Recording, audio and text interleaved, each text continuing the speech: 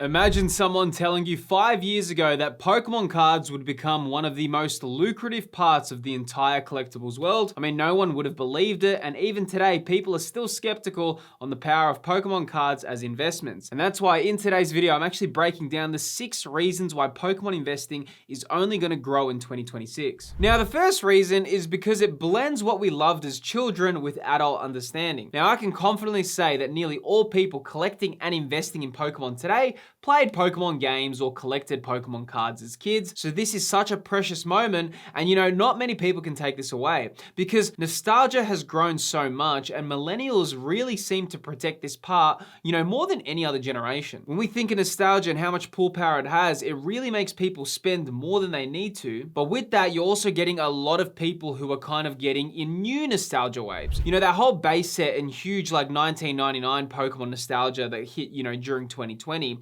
That was because that generation that, played Pokemon Red, Blue, Yellow grew up in that generation. But you know what? Now we're moving on to, different kind of fans. A lot of those kids who, grew up with, Pokemon X and Y or Pokemon Black, White, or even Pokemon Diamond, Pearl, who were, kids at that time. They're now growing up and they're really entering this new nostalgia wave. And, that's the thing. You can't really take that away because I also feel that a lot more generations are going to get connected to nostalgia because it's always been, if you think of previous generations, they were connected to nostalgia, a little bit, but when you look at millennials, it's a big cultural identity with this generation, like collecting and going through things in the past. For that reason, I only see this area growing with each new generation because, a lot of people, the access to memories is easier. And what I mean by that is, all your shows, your gaming, your TV, everything, if you want something, you can just easily search that up. You can, think 30, 40 years ago, if you had a memory of something, or if you collected something as a kid or anything, you couldn't just Google search that, right? It was either if someone that you knew remembered it, or you'd have to do some real deep research to find it out. Whereas now, if you've got a memory of your childhood or a specific card that you collected,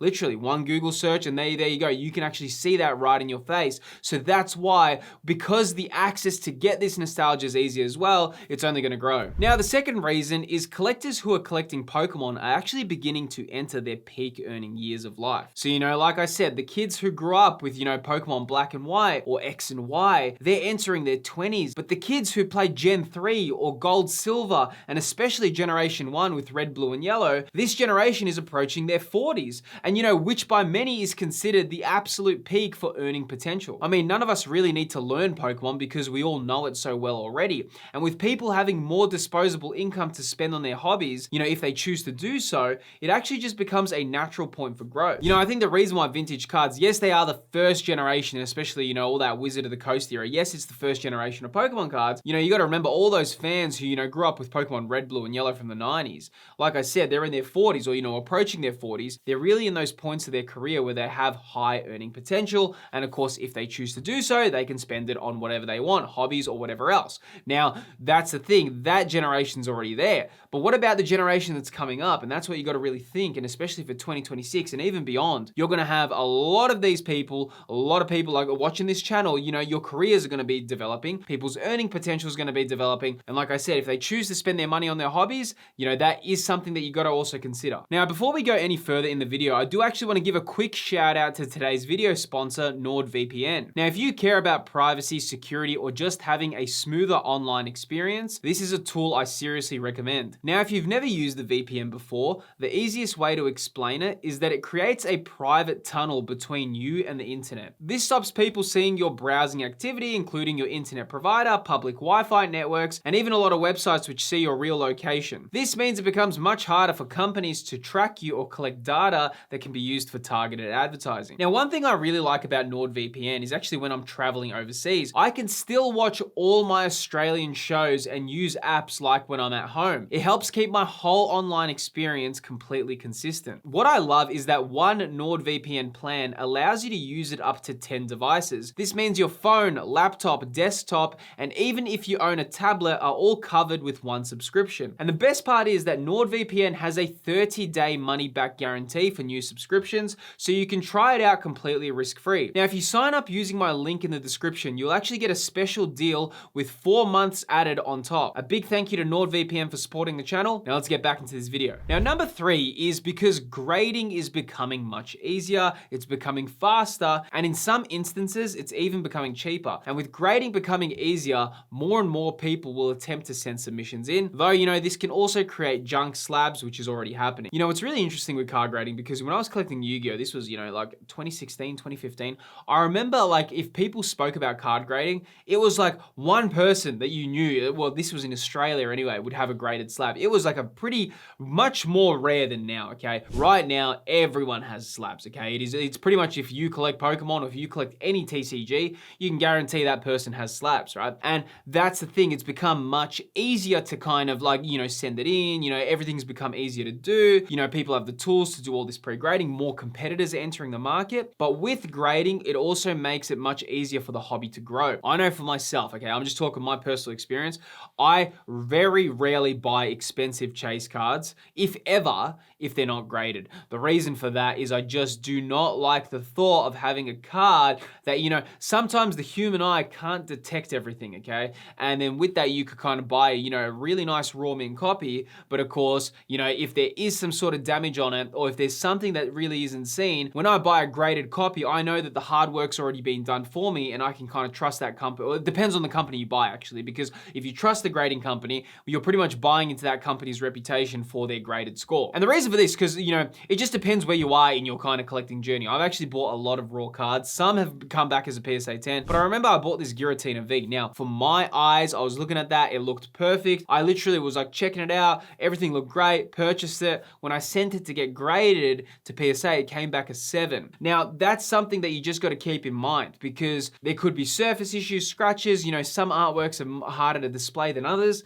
And that's why I do think with grading becoming bigger, more and more people are confident, you know, spending bigger money on the hobby because they're like, oh yeah, if it's a PSA 10 or if it's a BGS 10 or whatever, a tag 10, I can actually trust that and I know it's the right decision, or, you know, I'm fine with paying this kind of money. Now, number 4 is because collectors are getting far more smarter with their data. Now, it's funny because you guys all want me to say it data. I know data, probably, like I probably should because there's so many, you know, people that it makes more sense saying data. But when we say it the Aussie way, it rhymes, you know? I can say smarter with the data, but you know, I can't really say smarter with the data. It doesn't have the same thing, you know what I'm saying? But you know, collectors are tracking their collections literally like, you know, data scientists, okay? And what gets tracked and measured gets improved. Because right now, collecting isn't like, oh, I'm just buying, like the amount that collecting has changed in 5 years is crazy. There is so much more analytics now entering. People are so particular and they measure everything from prices to, you know, hobby life cycles, you know,